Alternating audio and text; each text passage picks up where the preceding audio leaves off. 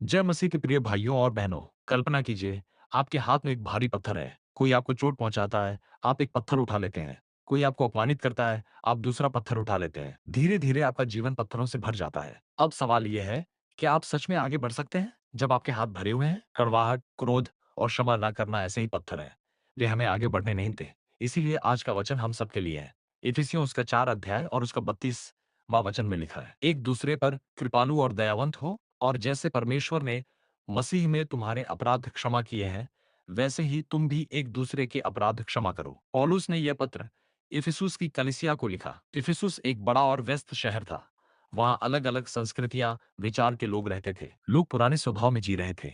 झूठ, क्रोध, कटुता, विवाद, इस तरह का जीवन इफिसुस के लोग जी रहे थे। लेकिन पौलुस अध्याय 4 में कहता है, पुराने मनुष्यत्व को उतार दो और नए मनुष्यत्व को पहन लो। ये नया मनुष्यत्व यानी क्या? ये नया जीवन कैसा होना चाहिए? इसका उत्तर है कृपालु और क्षमाशील जीवन। कृपालु का अर्थ है अच्छा व्यवहार करना। दयावंत का अर्थ है भीतर से कोमल हृदय रखना। कभी कभी हम बाहर से मुस्कुरा देते हैं पर अंदर गुस्सा रखते हैं। और परमेश्वर केवल बाहरी व्यवहार नहीं, हृदय चाहता है। इसलिए जब कोई गलती करे तो उसे अपमानित न करें, जब कोई गिर जाए तो उसे उठाएं, जब कोई कमजोर हो तो उसे सहारा दें। प्रभु यीशु ने भी यही किया। उन्होंने पापियों को ठुकराया नहीं, बल्कि प्रेम से बदला।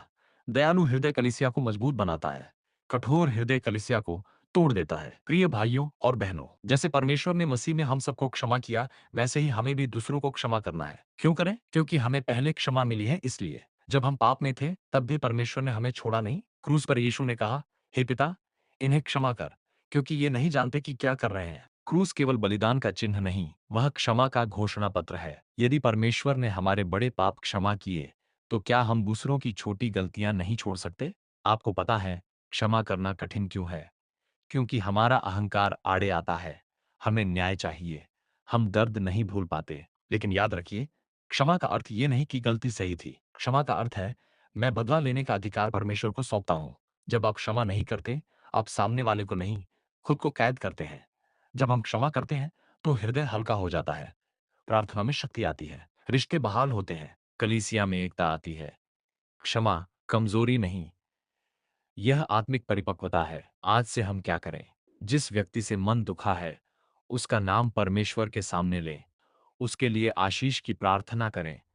बदला लेने की सोच छोड़ दें। यदि संभव हो तो मेल मिलाप की पहल करें। आज परमेश्वर हमसे पूछता है, क्या तुम सच में स्वतंत्र होना चाहते हो? यदि हाँ, तो पत्थर नीचे रख दो, कड़वाहट छोड़ दो, क्षमा को अपनाओ। इफिसियों 4 का 32 केवल पढ़ने का वचन नहीं, यह जीने का वचन है। आशा करता हूं आज से आप दयालु और क्षमाशील जीवन जिएंगे।